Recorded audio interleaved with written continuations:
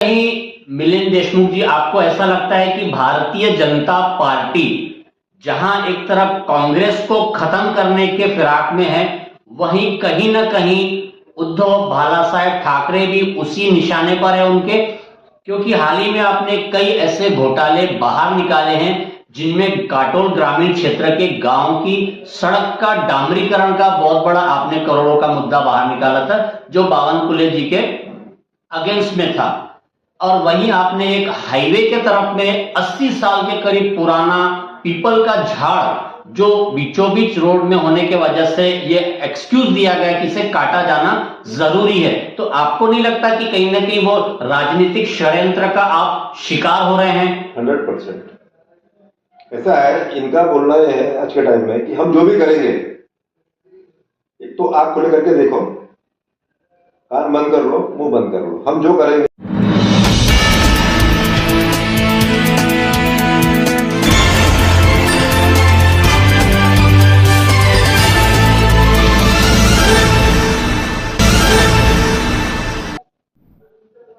जय महाराष्ट्र, जय शिवराज, जय भीम। मैं मिलिंद उर्फ पिंटू देशमुख, शिवसेना, उद्धव बाळासाहेब ठाकरे, नागपूर जिल्हा उपसंपर्क प्रमुख। आपको इस वक्त की राजनीति से क्यों बाहर किया गया? काटोल के आप, कलमेश्वर के आप एक कद्दावर नेता हैं। उद्धव बाला साहब ठाकरे के नेतृत्व में जो शिवसेना चल रही है, क्यों ऐसा हुआ आपके साथ में? देखो, मैं आपको पहले बता दूं कि गए 30-35 साल से मैं सामाजिक क्षेत्र, राजकीय क्षेत्र, सांस्कृतिक, धार्मिक, जो भी कोई क्षेत्र होगा, जहां पे मेरी जरूरत रहेगी मैं वहां छाती ठोक के खड़ा होता हूँ। फिर मैं ये नहीं देखता हूँ कि इसमें मेरा फेवर कितना हो रहा है, मेरा विरोध कितना हो रहा है। मैं हर बार सच्चाई के लिए लड़ने वाला इंसान हूँ। मैं छत्रपति शिवाजी महाराज का कार्य करता हूँ, डॉक्टर बाबा साहेब आम्बेडकर के विचार को मानने वाला हूँ, मैं संविधान को मानने वाला हूँ। मेरी जो भूमिका रहती है, हर बार जो मेरी भूमिका रहती है, ये भूमिका से मेरे जो विरोधक हैं, जो मेरे विरोधकों की मैंने जो फोल की हुई है, इन्होंने जो भ्रष्टाचार किए हुए, ये भ्रष्टाचार को मैंने हर बार बाहर निकाल के जनता के सामने लाया है। इसीलिए इनको पता था कि आने वाले चुनाव में पिंटू देशमुख ने जो माहिती के अधिकार में माहिती इकट्ठा करी हुई है, उसमें इनको तकलीफ होने वाली थी। और जैसे मैंने इनके कुछ सब घोटाले बाहर निकाले, तो मेरा बाहर निकालने का कुछ भी नहीं है। ना तो कोई मेरा अवैध धंधे है, ना तो मेरी कोई गुनहगारी पार्श्वभूमि है। तो इन्होंने पुलिस को सामने करके, इनके जो वरिष्ठ नेता है उनसे पुलिस पे प्रेशर देके कि कुछ भी करो, पिंटू देशमुख को 2 महीने कम से कम 2 महीने के लिए जिले से बाहर करो। और उसी के चलते हुए सभी जितने भी अधिकारी हैं ऊपर से लेकर नीचे तक, उन्होंने इस प्रेशर में आके मेरे ऊपर एक कार्रवाई करी हुई है। पिंटू को एक ऐसा देखा जाता है कि बहुत से अखबारों में भी आ चुका है कि एक तेंदुपत्ते का जो मैटर हुआ था काटोल ग्रामीण में, और वहां पे ऐसा कहा गया था कि पिंटू भाऊ के अध्यक्षता में लॉक तोड़कर पिंटू भाऊ ने अपना लॉक लगा दिया। क्या मैटर था वो? देखो, ये 7वें महीने की बात है। हमारे काटोल विधानसभा में भोरगढ़ करके एक आदिवासी बहुल गांव है। वहां पे आदिवासी समाज के जो लोग हैं और सभी समाज के लोग हैं, वो सवेरे 3 बजे उठ के तेंदुपत्ता तोड़ने के लिए जंगल में जाते हैं। उनके साथ उनके छोटे छोटे बच्चे रहते हैं, बुजुर्ग रहते हैं। वो लोग जब अपन सोके रहते हैं तब वो लोग बेचारे जंगल में जाके तेंदुपत्ता तोड़ के लाते हैं। और मेरी माहिती के हिसाब से 60 पत्तों का एक बंडल बांध के अगर कुछ उनको देते ठेकेदार को, तो 2-3 रुपए कुछ तो भी मिलते हैं एक बंडल के। तो हुआ ये कि 3 महीने तक वो ठेकेदार ने उनको पैसे दिए थे मजदूरों को। मजदूर काटोल आए, फॉरेस्ट ऑफिस में गए, फॉरेस्ट अधिकारी को उन्होंने रिक्वेस्ट की कि साहब हमारे पैसे निकलवा दो। फॉरेस्ट अधिकारी ने भी ठेकेदार से संपर्क किया, लेकिन वो फॉरेस्ट अधिकारी के भी वो मगरूर ठेकेदार फोन भी उठा रहा था। उसका भी बोलना था कि मेरा मामा पत्रकार है, आमदार का राइट हैंड है, मेरा कोई कुछ नहीं बिगाड़ सकता। ये बेचारे गरीब लोग कहाँ से उसके साथ लड़ाई में फाइट करेंगे। तो ये ऑफिस में जाने के बाद ये लोग परेशान हो गए। लास्ट में लोग मेरे पास आए, मेरे घर को आए। ऐसा नहीं कि मैं उनके पास गया, मेरे घर को आए 15-20 लोग। उन्होंने सब स्टोरी बताई मेरे को, भाव ऐसा ऐसा है। तो बोले आपकी मदद हो ना, तो मैंने बोला भाई आज तो मैं आ नहीं सकता, मैं कल आता हूँ सवेरे। दूसरे दिन सवेरे मैं, मेरे साथ में एक देशोन्नति के पत्रकार थे प्रेमदास जयप्रसाद, एक कोमल कुमेरिया, एक संदीप मावलकर और एक हमारा प्रतिष्ठान का कार्यकर्ता है मावड़ा कपिल गायकवाड़। हम सब 5 लोग आ गए। जाने के बाद सब लोग वहाँ जमा हो गए गाँव के, सवेरे 9 साढ़े 9 बजे का टाइम था। तो मैंने उनको ऐसा पूछा कि मैं वो तेंदुपत्ते का माल कहाँ रखा हुआ है, तो उन्होंने बताया कि भाऊ माल गोडाउन में रखा हुआ है। हम सब लोग गोडाउन में गए। गोडाउन में जाने के बाद वहाँ एक छोटा ताला लगा हुआ 10-20 रुपए का ताला। मैंने पूछा ताला किसका है, बोले वो एक आदमी है उसने लगाया, तो उसको हमने बुलाया, उसने ताला खोला। तो हमारे साथ में जो रिपोर्टर थे 2-3 लोग, वो अंदर गए, उन्होंने शूटिंग वगैरह की है, इसमें कितना माल है क्या है सब पूछा उनको। मैं बाहर ही खड़ा था, मैं अंदर भी नहीं गया। तो फिर मैंने बोला एक काम करो, छोटा ताला है, ठेकेदार से यहाँ का माल लेके जाएगा, आपको पता भी नहीं चलेगा, तो एक नया ताला लगाओ। तो हमारा एक लड़का है वहाँ किरण करके समुद्र, उसने घर गया, उसने ताला लाया। वहाँ की जो लेडीज थी कामगार, तो ताला उनको देने को लगाया मैंने, वही लेडीज ने ताला लिया, वही लेडीज ने ताला लगाया। फिर उनकी 3 चाबी तो उन्होंने मेरे पास दी, वो बोली चाबी आपके पास रखो। मैंने बोला नहीं, मैं तो कांडोल में रहता हूँ, तुम लोग गाँव में तुम्हारे पास चाबी रखो। तो बोला 3 लोगों को अपन चाबी अगर देंगे तो 3 में से कोई ना कोई खबरी बुकबीर हो जाएगा, माल चले जाएगा। तो मैंने बोला काम करो, एक ही आदमी का चाबी रखो, और उसको बोला कि बेटा इसकी सब गारंटी तेरी, अब यहाँ से माल अगर गया इसकी जिम्मेदारी तेरी। तो ऐसा करके 7वें महीने की बात है, वो निकल गई। दूसरे दिन पेपर में सब अच्छी न्यूज लगी बड़ी, तेंदुपत्ता कामगार के लिए शिवसेना रास्ते पर वगैरह करके। उसके बाद में दूसरे दिन हमने पुलिस स्टेशन में अर्जी लगाई कि इनके जो मजदूरों की मजदूरी है उसके लिए ठेकेदार से बात करो। बोले आज करेंगे कल करेंगे, उसमें टाइम पास हुआ। तो फिर हमने 8वें महीने में उपोषण के लिए अर्जी लगाई। 18 अगस्त से हम लोग उपोषण के लिए बैठे। 18 अगस्त में उपोषण में हम लोग बैठे, तो 18 अगस्त के दिन 5:30 साढ़े 5 बजे के करीब वो ठेकेदार आया नागपुर से। उसने टेंट में ही लाके मजदूरों की मजदूरी दी। हमारा उसका विवाद खत्म, हमारे उसकी ज्यादा दुश्मनी तो थी नहीं कि वो हमारा दुश्मन है हम उसके दुश्मन है, हमारा विषय खत्म हो गया। उसी दिन हमने फर्स्ट वालों को बुलाया। फर्स्ट वालों ने बोले कि बहुत इनकी 1 महीने इनका जो बोनस लटका हुआ 1-1.5 साल से 2 साल से, उन्होंने राइटिंग में अपने लेटर दिए, उनके दोनों प्रॉब्लम सॉल्व हो गए। तो उनको उनकी मजदूरी मिल गई, जो 2 साल से बोनस था बोनस का भी उनको ये हो गया, विषय खत्म हो गया। तभी बात आमदार के काम में की कि हम लोग उपोषण में बैठे हैं। तो उसने वो ठेकेदार को बुलाया 22 तारीख को, हम लोग उपोषण बैठे 18 तारीख से, घटना 7वें महीने की। और वहां रिपोर्ट डालने को लगा कि पिंटू देशमुख ने मेरे गोडाउन का ताला तोड़ के खुद का ताला लगाया और उसमें मेरे ऊपर ट्रेसपासिंग का गुना दाखिल किया। कुछ भी इन्वेस्टिगेशन पुलिस डिपार्टमेंट ने की नहीं, उसमें सिर्फ प्रेशर में सब काम किया।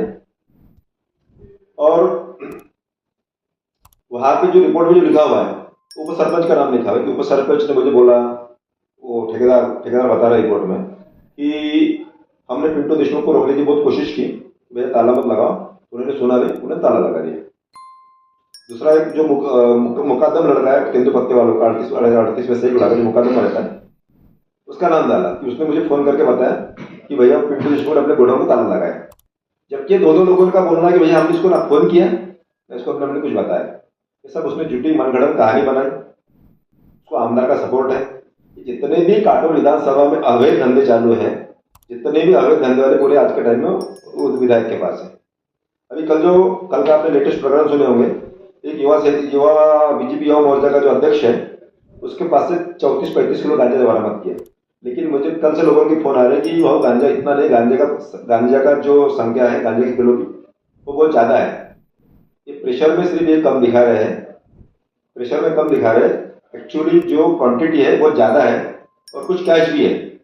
जो कोई वहां पे चुनाव लड़ रहा है उसके, वो मेरे ऐसा सुनने में आज ही मेरे को फोन आया था एक पत्रकार का कि जो स्थानिक लेवल पे कभी चुनाव लड़ रहा है वो कैश, ब्लैक वाली कैश उसकी है, वो भी बरामद किया। मुझे एग्जैक्ट मुझे पता नहीं, जो मेरे फोन आया बता रहा हूँ।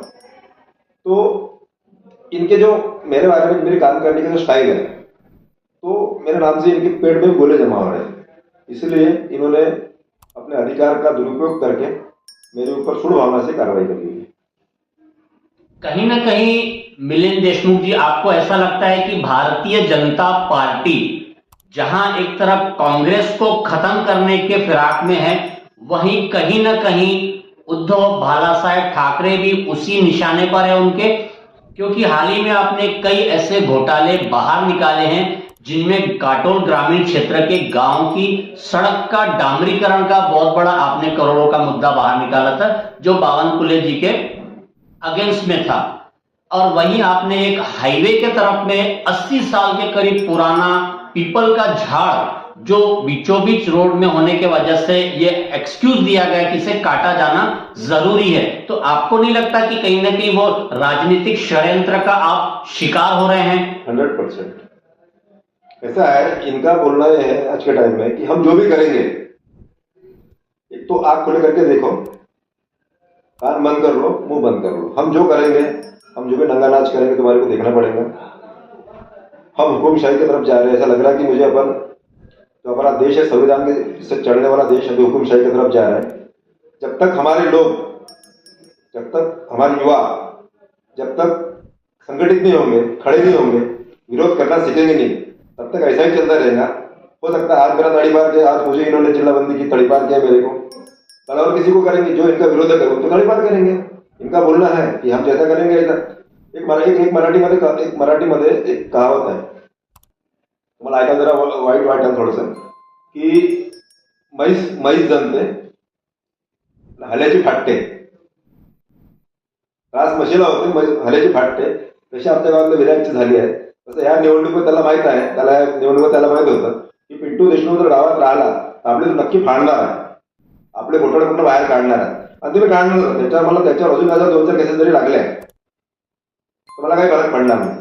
शेवटी कुठेही माझं नाव काढलं तर माझं नाव एका खानदानी देशमुखामध्येच येईल, पण यांचं नाव कुठेही काढलं, या विधायकाचं किंवा विधायकाचं कुठल्याही परिवाराचं नाव काढलं, त्यांचा खानदानी चोर म्हणून त्यांना लोक समजतात। तुम्ही मंत्रालयात जावे, कुठेही जा, हा विधायक जो आहे, स्थानिक आमदार, याला लोक आमदारापेक्षा दलाल म्हणून जास्त ओळखतात। याची ख्याती आहे दलालीमध्ये। यांनी सुरुवातीला तेच केलं आहे, स्वतःही दलाली करते, त्यासोबत जे केले चपाटे आहेत त्यांना पण त्यांनी दलाल बनवून ठेवलाय। सोबत त्या 4 जण राहते, बॅग पकडण्यासाठी कार्य करते।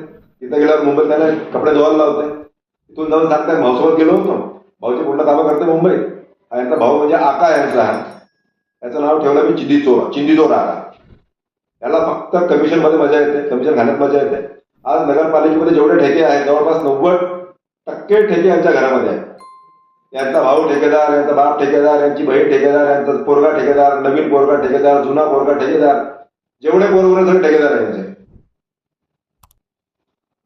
पिंटू भाऊ, एक अशी केस सुद्धा आमच्या लक्षामध्ये आहे, त्या केसचं काय सांगाल की जे महाराष्ट्राचे स्वराज्याचे स्थापनक आहेत शिवाजी महाराज, पूर्ण राजनीतिक पार्ट्या ज्या आहेत त्या त्यांचं नाव घेऊन राजनीती करतात, परंतु त्यांचा एक स्मारक उभारलं त्यावरच आपल्यावर केस लागली आहे, काय प्रकार होता तो?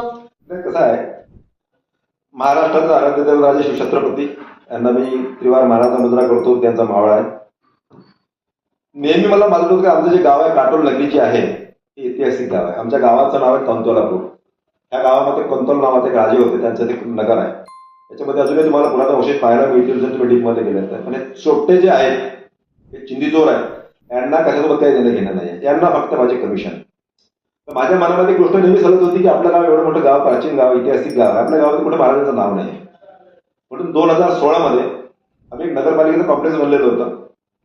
त्या कॉम्प्लेक्सला आमच्या प्रतिष्ठानच्या गांधाराच्या प्रतिष्ठानच्या माध्यमातून ठराव दिला, एक निवेदन दिलं, आणि तो ठराव त्याच्याकडून पास करून घेतला की त्या कॉम्प्लेक्सचं नाव होतं राजे शिवछत्रपती नगर परिषद व्यापार संकुल। एक दीड महिना लोटूनही त्यांनी त्याच्यावर बोर्ड नाही लावलं, म्हणून तिथे स्थानिक जे सीओ होते जुम्मा पहलेवाले, त्यांना परत जाऊन भेटलो, बोले सर एक बोर्ड लगा तो अच्छे सा। तो बोले देशमुख साहब, बोले अभी नगर पालिका में फंड की प्रोविजन नहीं है। बोला साहब हम बनवा दिया हमारी तरफ से बोर्ड। बोले वेलकम, अच्छी बात है।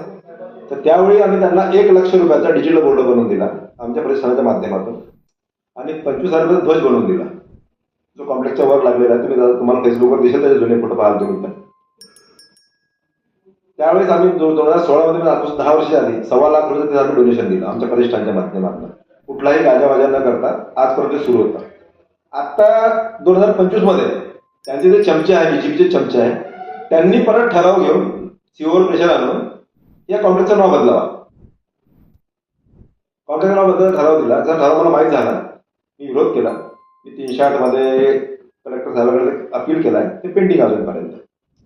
मग मला कारणं असं वाटत होतं आधीपासून की आपल्या गावात कुठेतरी महाराजांचा पुतळा असायला पाहिजे, स्मारक असायला पाहिजे. मग मला माहिती पडली की 2018 मध्ये ज्यावेळी वैशालीताई ठाकूर नगराध्यक्ष होत्या त्यावेळी सर्वांमध्ये ठराव पास झाला होता. आमच्या काटोदे गळपुरा म्हणून प्राचीन चौक आहे, तिथे आखाडा पण आहे, तिथे काही जण इथून मंदिर पण आहे. तर तिथे ती जागा वाय पॉइंट आहे, म्हणजे 2 मोठे रोड गेले आणि मधला असा ट्रायंगल पेस आहे. तिथे खूप सुंदर असं त्यावेळी डिझाईन पण तयार झालं. मी तुम्हाला डिझाईन पण दाखवू शकतो. सगळं झालं, पण कुठे वाणी शिकली माहीत नाही, ते काम बंद झालं. काही तिथले जे लोक आहेत त्यांच्या प्रेशरवर ते फक्त वोटासाठी मतासाठी राजकारण करतात. यांना गावाच्या विकासाचं काही देणं घेणं नाही आहे. गावाच्या रोजगार, गावातील रोजगार, युवकांना रोजगार त्याच्याबद्दल त्यांचं काही देणं घेणं नाही. त्यांना फक्त कमिशनखोरी त्यांचा धंदा आहे. म्हणून 18 पासून ते काम पेंडिंग पडलं होतं, म्हणून त्याची सगळी म्हणून माहिती काढली आणि उपोषणाला तो मुद्दा लावून धरला की ही जी जागा जी आहे ही स्मारकासाठी हस्तांतरित करा. मग यांनी पैसे नव्हते भरले. मग त्याच दिवशी आमचे काटोलचे तहसीलदार साहेब, गणवीर साहेब, त्यांनी सगळ्या अधिकाऱ्यांना बोलवलं, मिटिंग लावली आणि त्यांनी सांगितलं की तुम्ही याचं काम मला महिन्याभरामध्ये करून द्या.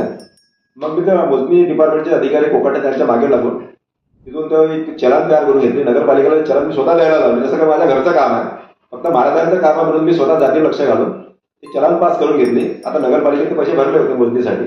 आता यामध्ये ती मोजणी होणार होती, पण त्या मोजणीपासून पिंटू कुठेतरी दूर राहिला पाहिजे, म्हणजे पिंटू श्रेय मिळालं नाही पाहिजे. म्हणून यांनी सूडबुद्धीच्या राजकारणातून हे सगळं घडवून आणलं. मागच्या 2024ला 19 फेब्रुवारीला छत्रपती महाराजांच्या जयंतीला मी पोलीस स्टेशनच्या बाजूला 4 टनाच्या बेसवर रात्रीच्या रात्री छत्रपती शिवरायांचा पुतळा बसवला. गावामध्ये पुढे चर्चा झाली, पण कसं गावातले शंड लोक आहेत, त्यांना असं वाटतं का पिंटू शिवचं नाव मोठं झालं आमचं नाव छोटं होईल. पण मला सांगा की महाराजांची मूर्ती जर बसली सगळ्यांचंच नाव मोठं होणार आहे. आपण जेवढ्या सगळ्यांचंच नाव म्हटलं गावात छत्रपती शिवाजी महाराज माझे एकटे थोडी आहे, सगळ्यांचे आहे. जेवढे 18 पकड जातील लोक 12 बोलवते त्या सगळ्यांचे शिवाजी महाराज आहे. शिवाजी महाराज सगळ्यांना सोबत घेऊन स्वराज्याची स्थापना केली होती. तिथे छत्रपती शिवाजी महाराज म्हणत होते की माझ्या शेतकऱ्याच्या मालाच्या देठाला धक्का लागायला पाहिजे नाही. तिथं आज शेतकऱ्याची सर्रास लूट होत आहे, रोज शेतकरी आत्महत्या करत आहे. शेतकऱ्यासाठी कोणाला वेळ नाही आहे. कितीतरी शेतकऱ्यांनी काढून विधानसभेमध्ये या वर्षाला आत्महत्या केल्या आहे. आता सध्या तुम्ही तुमच्या तडीपारी ऑर्डरच्या विरोधामध्ये विभागीय आयुक्ताकडे गेले, तिथून रिजेक्ट झाल्यानंतर तुम्ही कोर्टामध्ये सध्या गेलेले आहे. समोरचं तुमचं पाऊल काय असणार आहे? आता सोमवारी मला वाटतं सोमवारी हेअरिंग होतं, नाही सॉरी सोमवारी की सबमिट झाली, मंगळवारी काल हेअरिंग होतं. पण काल मला वकील साहेबांचा फोन आला की भाऊ पुढल्या मंगळवारची तारीख दिलेली आहे. ज्या ज्या अधिकाऱ्यांच्या याच्यामध्ये स्वाक्षऱ्या आहेत ह्या तुमच्या नोटीसवर त्यांना पुढल्या मंगळवारी सगळ्यांना कोर्टमध्ये बोलवलं आहे आणि निर्णय जो आहे पुढल्या मंगळवारी होईल असं मला त्यांनी सांगितलं. एकंदरीत तुम्हाला स्थानिय राजकारणापासून, काटोलच्या स्थानिय राजकारणापासून या ऐन निवडणुकीच्या तोंडावर बाहेर करण्याचा प्रयत्न झालेला आहे. तुम्ही तुमच्या मतदार बंधू भगिनींना काय एक संदेश देऊ इच्छिता? मी माझ्या काटोल विधानसभेतील तमाम सुज्ञ मतदारांना एकच विनंती करेन की होऊ घातलेल्या निवडणुकीमध्ये आपण कुठल्याही जातीच्या मोहमायात न टाकता, कुठल्याही पक्षाच्या मोहमायात न टाकता, कुठल्या कोणाच्याही पैशाच्या आमिषाला बळी न पडता, कुठल्याही प्रलोभनाला बळी न पडता जो सुज्ञ उमेदवार आहे, जो सक्षम उमेदवार आहे, जो नगरपालिकेमध्ये गेल्यावर तुमचे मुद्दे ताकदीनं मांडू शकेल. कसा होतं कधी कधी एखादा माणूस, एखादी बाई, तिला समजत नाही, तिला बोलता येत नाही, तिला जर तुम्ही निवडून दिला, एखाद्या माणसाला जर तुम्ही निवडून दिलं त्याला काही समजत नाही, तो नुसतं फक्त चमचागिरी करण्यात आपण त्यांचं आयुष्य चाललेलं आहे. तुम्ही जर त्याला जर निवडून दिलं तर तुमची काय बाजू मांडणार आहे? तुम्ही नेता असा निवडा, तुम्ही तुमचा प्रतिनिधी असा निवडा का खमक्याने पाहिजे, त्याला तुमची बाजू नगरपालिकेमध्ये लावून धरली पाहिजे, त्यांनी नगरपालिकेमध्ये भांडून तुमचे कामं मंजूर करून आणले पाहिजे. नाही तर कसं होईल कसं की बाई कसेल खुर्चीवर आणि माणूस काम करेल, त्याला काय अर्थ आहे? जर तुम्हाला संविधानानं बायांना जे हे दिलेलं आहे 50% आरक्षण दिलेलं आहे आणि आरक्षणामध्ये महिला तिथे आलेल्या आहेत, तर सक्षम महिला तुम्ही निवडलं पाहिजे की जे तुमची बाजू ताकदीनं नगरपालिकेमध्ये मांडेल. की असं न व्हायला पाहिजे की तुम्हाला बोलता येणार, जो नवऱ्याने सांगेल तुला नाही तू असं असं बोल. जो तुमची बाजू ताकदीनं लावून धरेल त्यालाच तुम्ही निवडून द्या, कुठल्याही मोहात अडकू नका. एवढं मी नम्र निवेदन करेन. जर काटोलवासियांनी जर ह्या काटोल विधानसभेतील लोकांनी जर आम्हाला चांगला प्रतिसाद दिला, आम्ही कोणाला टीका टिप्पणी करणार नाही. आम्हाला कोणाच्या विषयी आमच्या मनात कुठेही द्वेष भावना नाही. मी कुठल्याही उमेदवाराला एक साधा फोनही केला नाही. मला भरपूर लोकांचे फोन आले, पण मी कोणालाच एक साधा फोनही केला नाही की मी गावात माझी पत्नी उभी आहे, प्रभाग क्रमांक 2 माझी पत्नी उभी आहे, यासाठी मी कोणाला फोन केला नाही. उलट काही लोकांचे मला फोन आले की भाऊ तो तिथं करा, तुम्ही फोन करा, तुमचं ऐकतंय. मी कोणापाशी शरणागती पत्करणारा माणूस नाही.